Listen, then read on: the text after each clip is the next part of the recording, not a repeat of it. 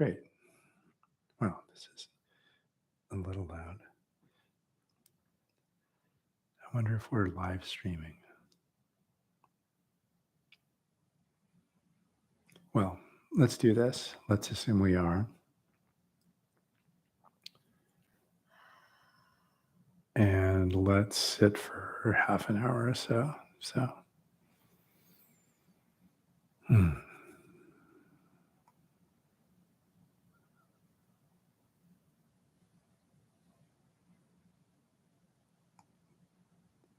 The idea is to find a posture that feels both relaxed and kind of energetic and upright. Right? So you can do that if you're sitting in a chair, or you can do that if you're sitting seize. You can do it. You can even do it lying down. But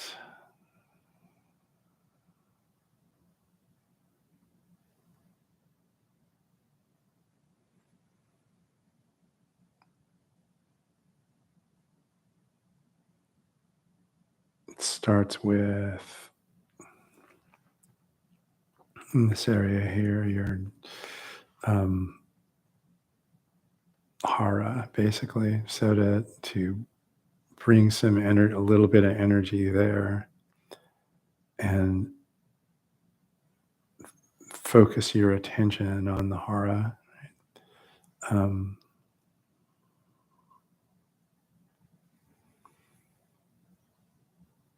Imagine as you breathe that you're breathing.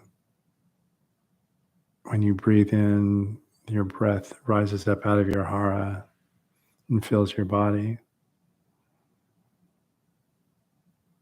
Even though that's not actually what's going on, but it can feel like that. When you breathe out, imagine that your breath collapses into the hara. And when you breathe out, bring maybe a little bit more attention to your lower stomach muscles and your sort of perineal muscles, your pelvic floor, to support the out breath. This is basically yogic Ajaya breathing, but of a subtle form, right? Not particularly athletic.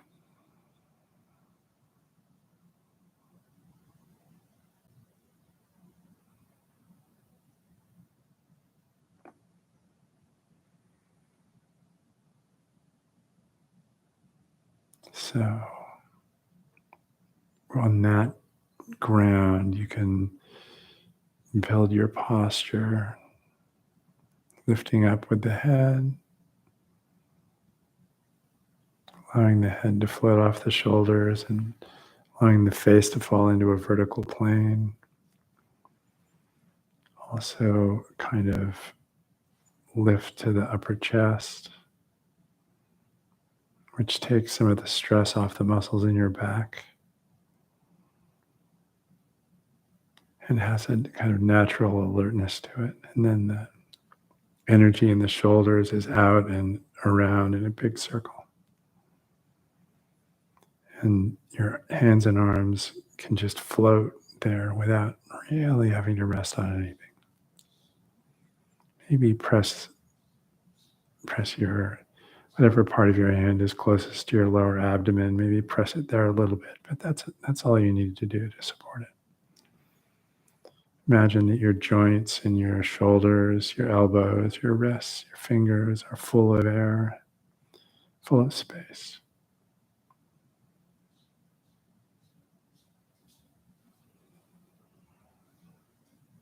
You can feel all of this essentially resting on your hara. It's like founded on your breath and your hara. In the Zen school, we usually keep our eyes open and the gaze soft and wide.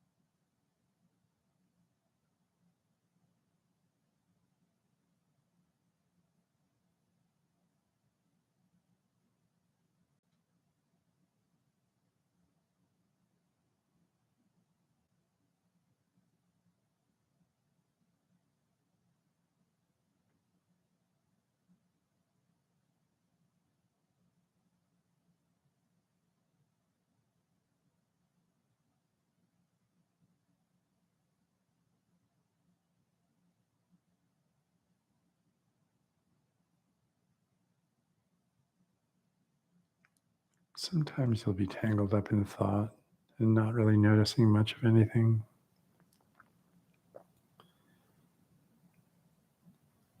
But when you are noticing,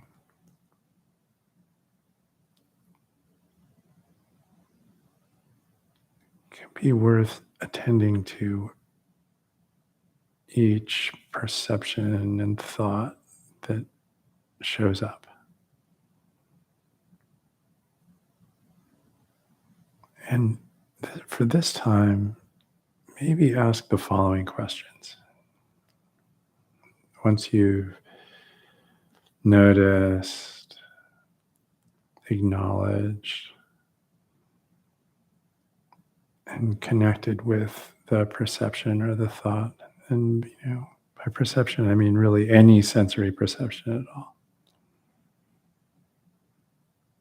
The noise of the blower in the air conditioning system,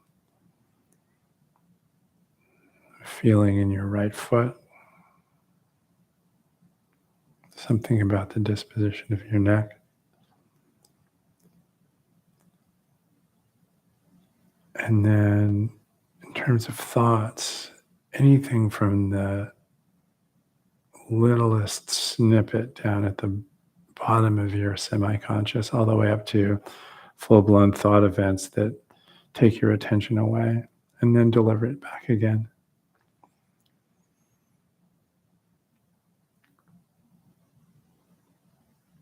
To notice all of them and to ask the question, is that expected?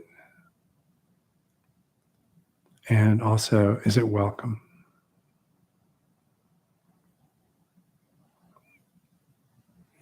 Do you feel an inclination to struggle with your thoughts? Does the twinge in the right foot kick off a worrisome thought? Just to notice all of that.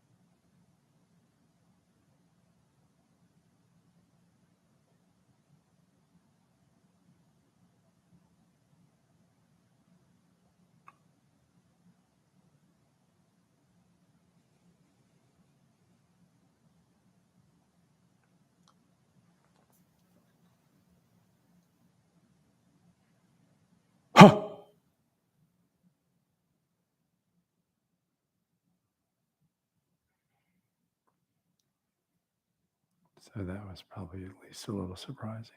So, what just happened? Expected or unexpected? Welcome or unwelcome? What's the residue from that? Just to notice. That's all. Just to acknowledge and let it be what it is.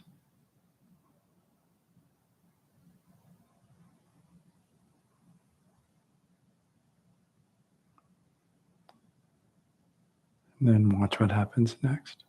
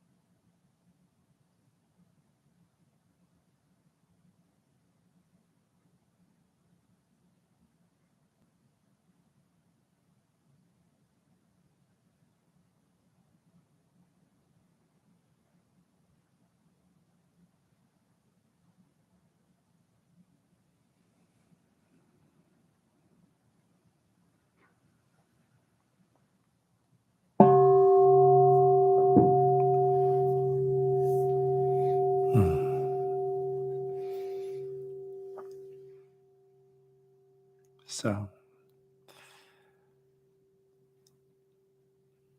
any questions about the sitting? Any questions about posture, breath, or observations about what happened when you were watching your experience and rating it? Any of that? What do you think?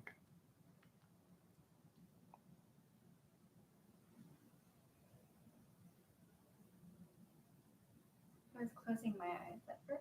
Mm-hmm. It was a different experience to keep them open. Mm-hmm. And then the interruption was actually quite welcome. It was funny in a way. Yeah, definitely. Yeah. So, do you know about the whole eyes thing? Are you aware of kind of the rationale for it's perfectly okay to sit with your eyes closed, right? Tens of thousands of people do it, maybe millions, right? But do you have a sense of what the rationale is for keeping your eyes open? I'm assuming it's maybe to stay awake.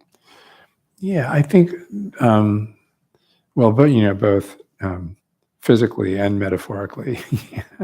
Yeah, I mean, it can help with staying awake. Although my experience is when your body wants to go to sleep, it really wants to go to sleep. And if your eyes are open, your body starts going, okay, it's time to shut these things now. Right. But the other kind of rationale is sort of like this.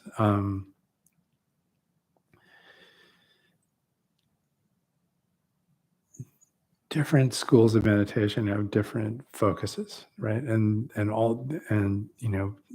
somewhere lying under the surface of that, often they have very much the same goal, if you could call it a goal, or but they focus on it in different ways. And in particular, Zazen, even more particularly how it's practiced in the Soto School, which is where I learned,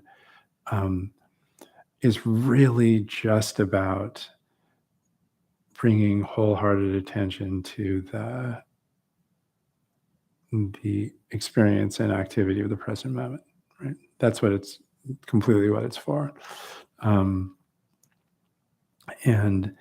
essentially taking refuge over and over again in the present moment.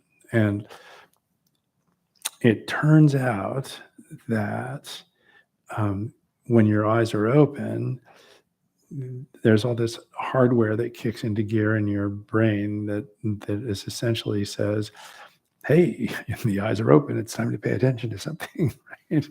And so it can kind of help with that, right? Whereas sitting with your eyes closed has a different flavor. It's like I said, it's totally okay to sit with your eyes closed, but given the focus of Zen practice and Zazen in particular, I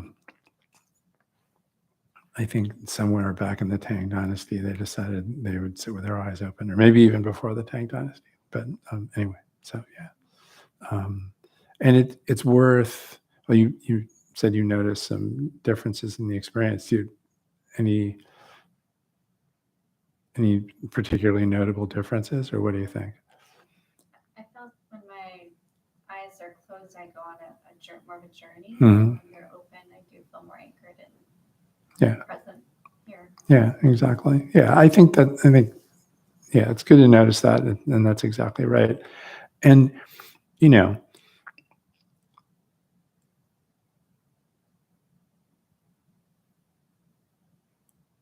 it's a mixed bag to be anchored here, right? In some ways. I mean, one of the things that can happen is you can find yourself thinking, wow, I'm going to get really bored doing this, right? It turns out it's not boring, but it's one of the ways in which the struggle with being anchored here manifests, right? And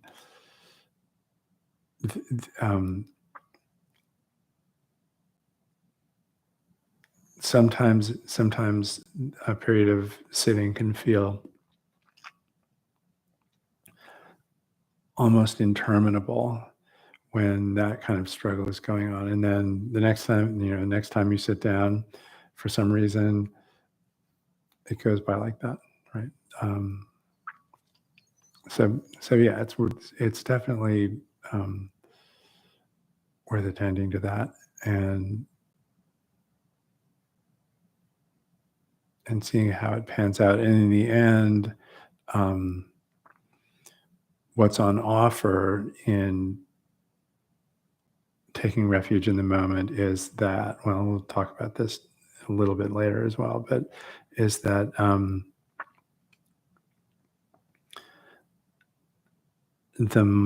the kind of mental mode or mode of engagement that arises when you really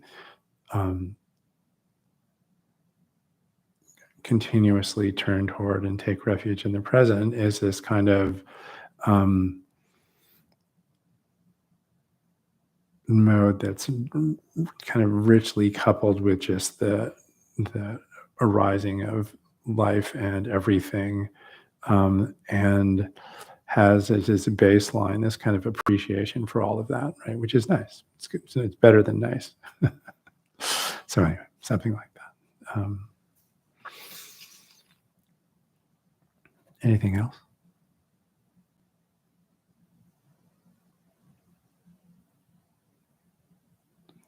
Well, I mean, that's kind of what I thought I'd talk about in a way, right? So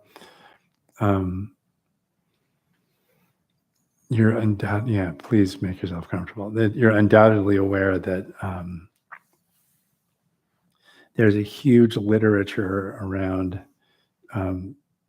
time management in business, your everyday life, family, and child rearing, et cetera, et cetera, et cetera, right? And how to make the most of your time and how to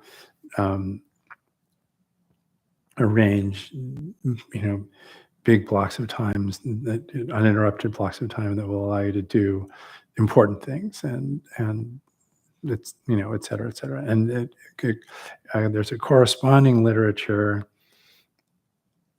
particularly I think focused on these days on work that involves the internet, right? About that talks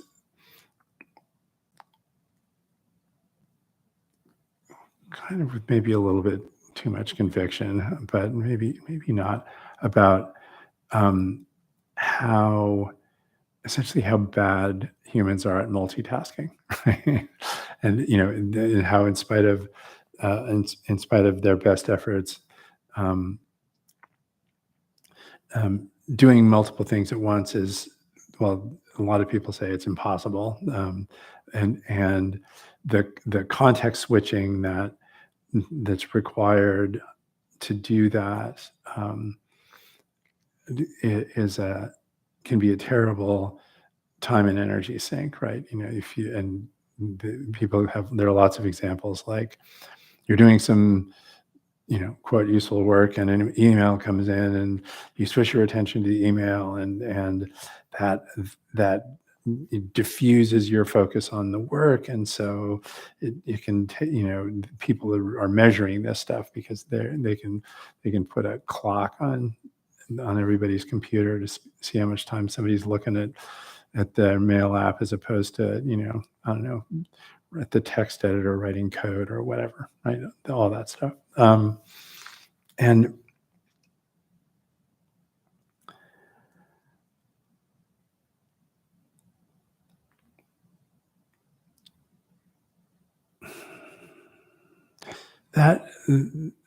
that sort of literature and area of study definitely has some benefits. I mean, if there are people who have a great deal of trouble working in working in an office environment, particularly with the kind of always on mode that having, well, this certainly happened ages ago, but when I was there at one point, I worked for most of my adult life, worked in the tech biz. I also took a number of years off in the middle and played in rock bands for a living. But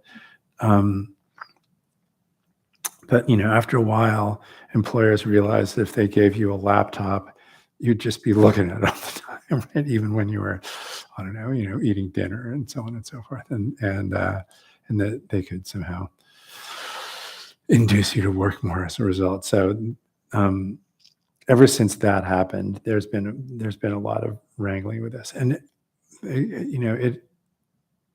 it can benefit people to think about it seriously and calibrate their engagement and so on and so forth, because work can be exhausting and so on. But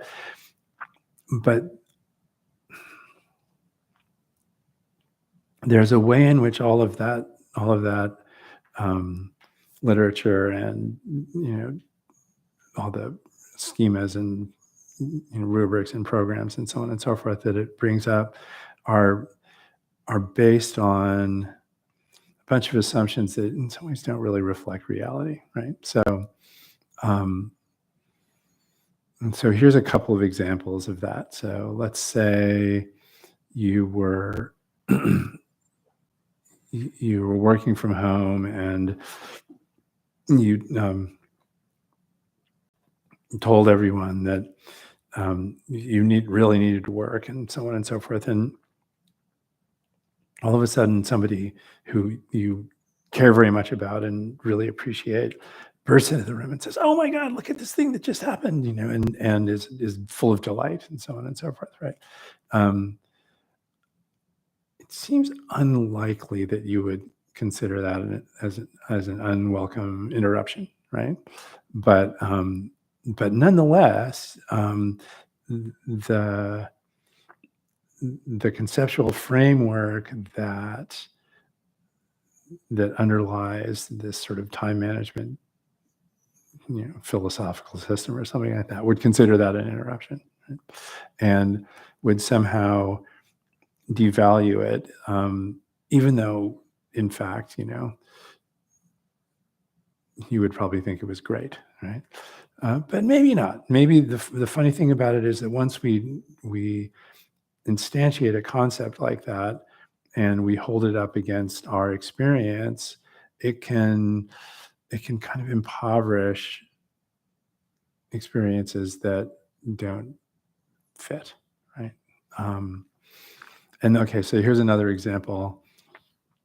Imagine you're working at the office and doing really intensely involved in something and not wishing to be disturbed, and your least favorite colleague at work walks in and wants to have a meeting, a one-on-one meeting, and talk about something that you don't think is particularly important at all, right?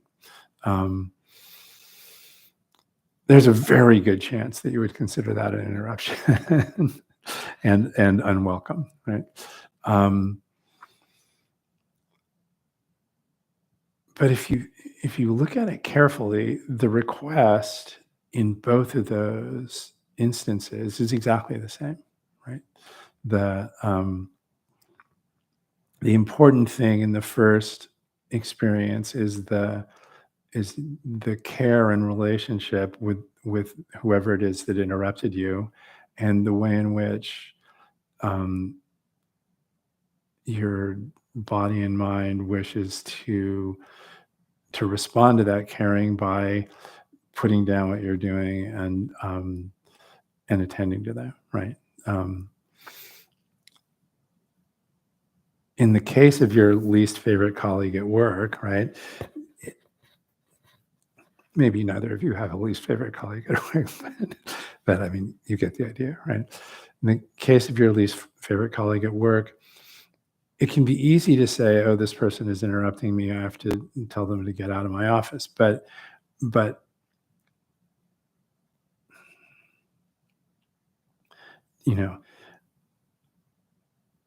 massive studies and personal experience have demonstrated, for most of us, have demonstrated that actually the single most important thing about a structure like an office environment where you have a whole bunch of people that are trying to get something done is the emotional quality of the relationships between the people, right? That's kind of it, right?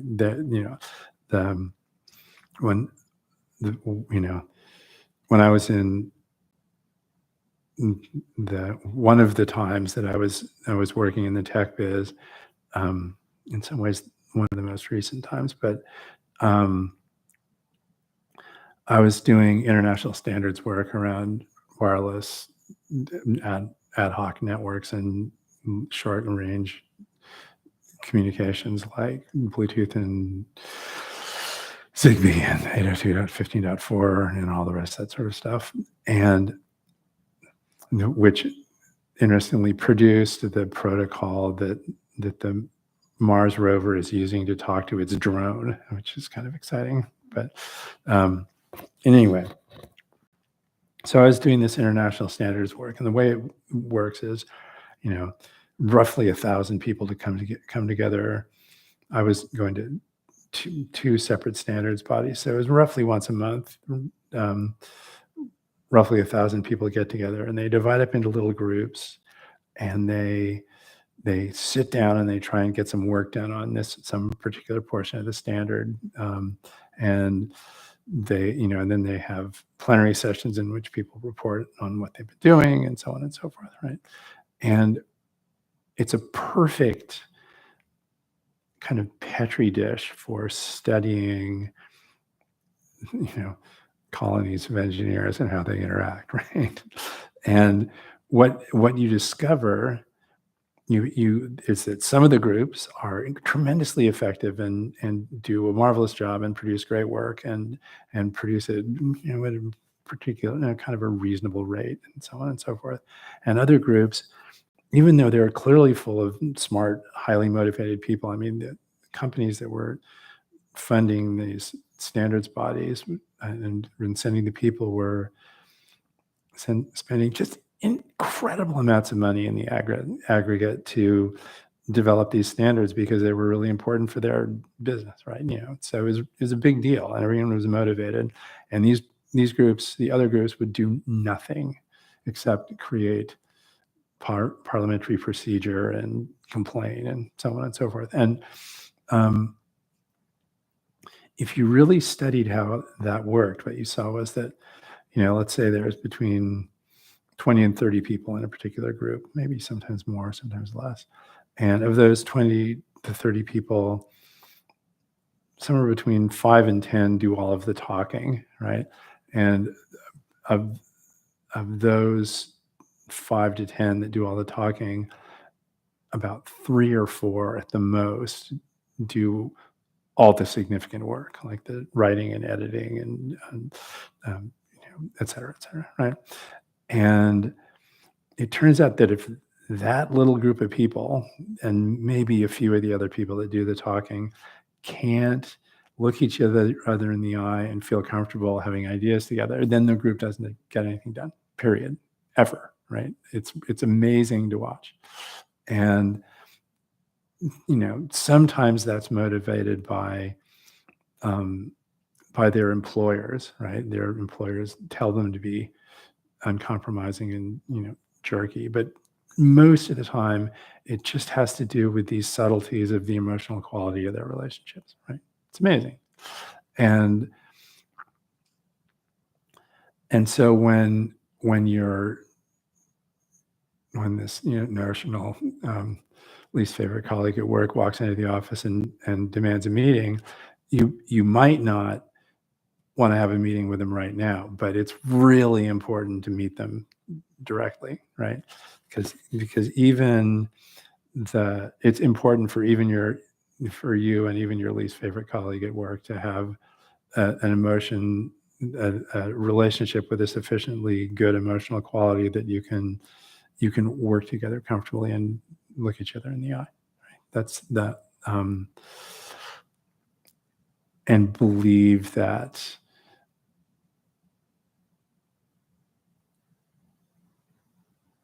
you care enough about each other to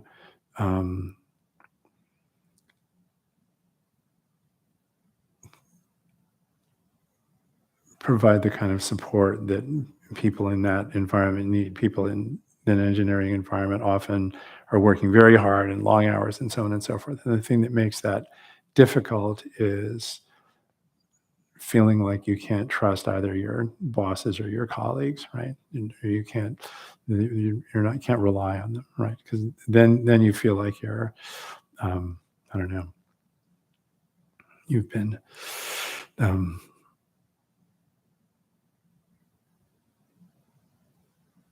drafted into the service of some,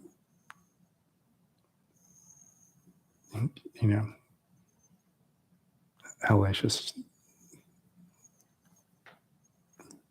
some hell realm. Let's put it that way, right? So in both of those examples, the request is exactly the same. It's to turn in the direction of the interruption, and rather than considering it an interruption, to consider it actual living. That's and it's a very short step from there to this. The basic request of, well, Zazen practice, but Buddhist practice in general, right? So that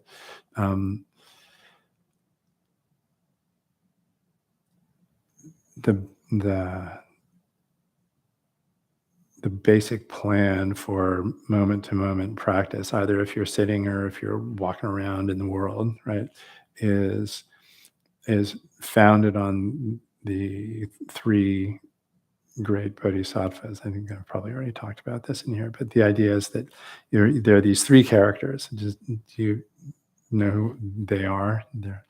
There's one called Avalokiteshvara, who's the bodhisattva of compassion. There's one called Samantabhadra, who's the bodhisattva of skillful and compassionate action. And there's one called Manchushri, who's the bodhisattva of wisdom and sort of wisdom beyond wisdom. Right? And they kind of represent the three components of moment-to-moment practice, right? And so the idea is that you bring a kind of compassionate curiosity to your experience of the moment. So particularly, oh, look, my least favorite colleague has walked through the door, right? And what could they possibly want, right? And you bring your inner world and your mental framework, your conceptual framework, your the experience of your body, the experience of your emotional life, together with the information that's coming in from the outer world, right? And you let that conjunction, sort of enlivened by this curiosity and compassionate mind, you let that determine what you do next, and you do it, and you do it as wholeheartedly as possible, right? You throw yourself into it like diving off the high dive, right, into a pool, right? There's a thing you chant as you sew your robe.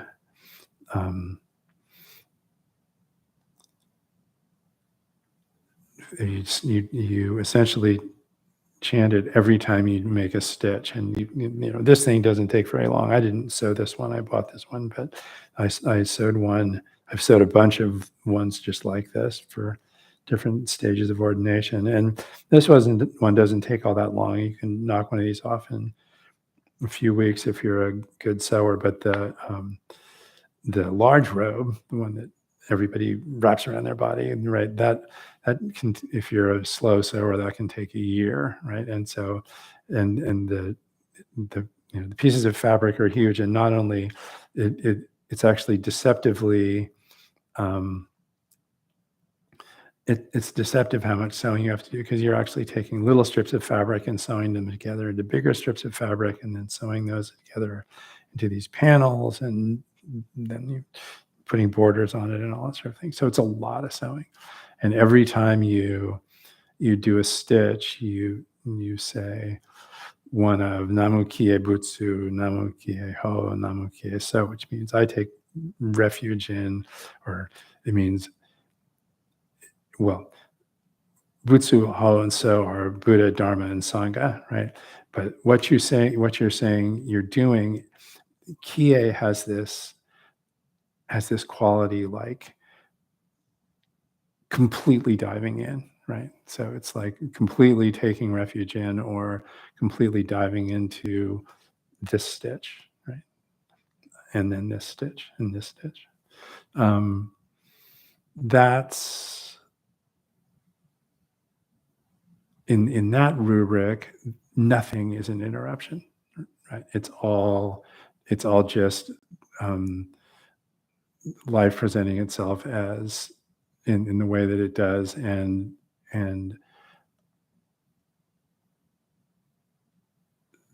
you with body and mind honoring the request to attend to it fully and meet it fully. That's it. And it turns out to be a pretty good way to live. And there's a few possible pitfalls in it, right? One is that it can feel pretty good, right? And it make it possible to get a lot done, and it's quite easy to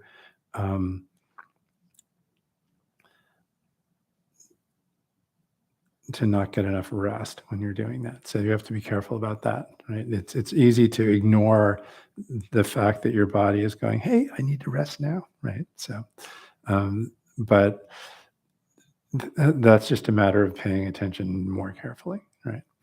And there's a kind of and sort of enthusiasm that can, particularly if you're kind of naturally an enthusiastic person, there's a kind of enthusiasm that can creep in and make it likely that you're going to skate over those moments where you actually need to sit down and rest. There's a famous koan where, block on the name of the teacher now, where this guy is having an argument with a Zen teacher is having an argument with a Theravadan Vinaya master, and they're talking about the precepts and so on. And the Vinaya master says, "Oh, I conform to this body of precepts that I took when I was ordained." And the Zen master says, "Yeah, I'm kind of good with that. I mean, the Zen school, actually the Tendai school in China, they took the precepts and they sort of boiled them down to about 16, well,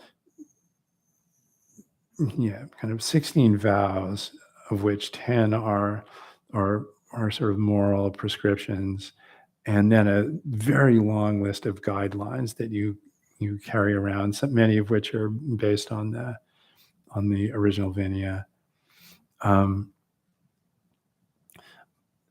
But then the guy says, "But I have a couple of other precepts that I like to observe." And the Vinaya master says, "Oh yeah, what are those?" And he says, "Well, when I'm hungry, I eat, and when I'm tired, I lie down and take a nap, and when I'm hot, I try and sit near the window or fan myself, and when I'm cold, I like put on a sweater or something like that, right?" And the Vinaya master says, "Oh, everybody does those things," and the Zen master basically says, "Really?" Because actually, we're not very good at that. We're even in the context of practice, it's really very easy to skip over the request to care diligently for your body and resting when it needs it, right?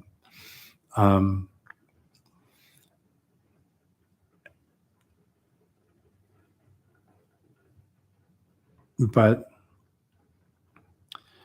pitfalls aside, it's a good way to live. So, any questions about that?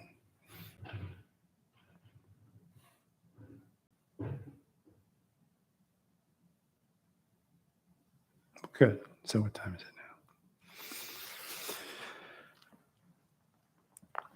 now? So we could maybe about 20 minutes. We could sit some more. You want to sit some more? Let's do it.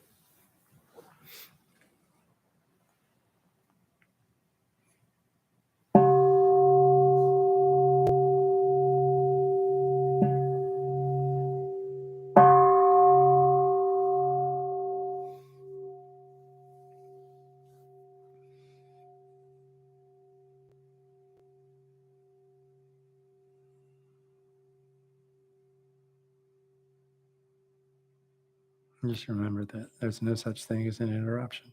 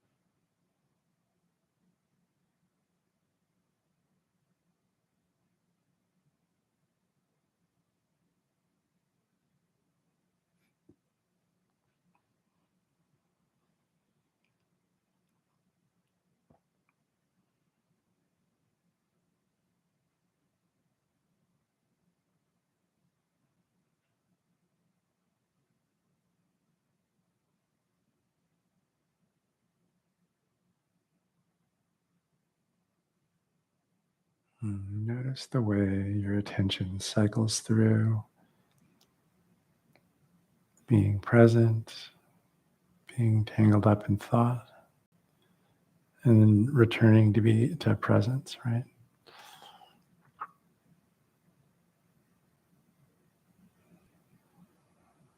And when you're present, see if you can really attend to the way in which sensations actually arise into perception.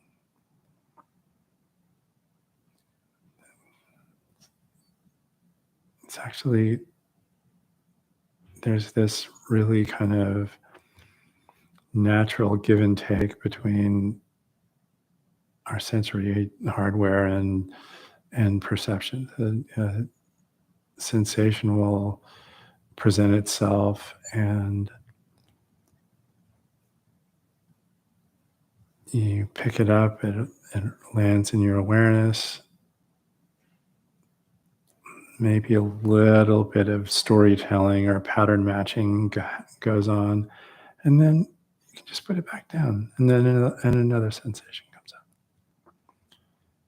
It's very kind of relaxed and natural.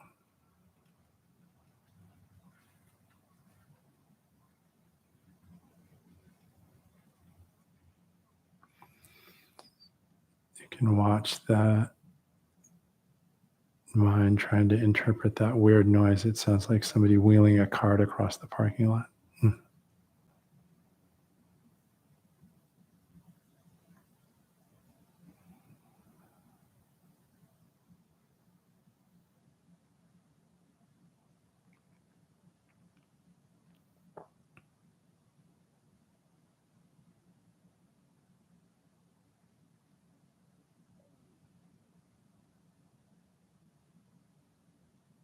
And then eventually some thought will come up that has enough grab to sort of pull your attention away. And that transition is actually mm, near impossible, or maybe impossible to observe. Very different from the other mode where sensations just arise and then pass away without,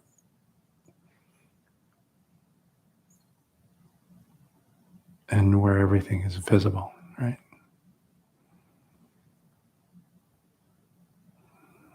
In the light of awareness.